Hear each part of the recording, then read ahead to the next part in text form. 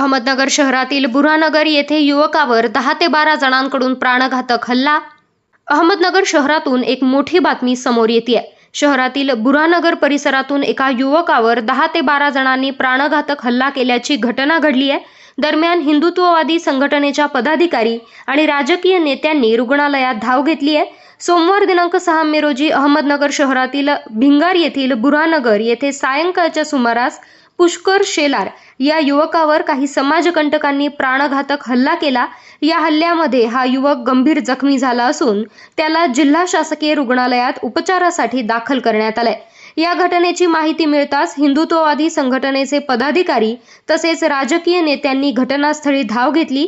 या हल्लेखोरांवर कठोर कारवाई करण्याची मागणी यावेळी करण्यात आली आहे।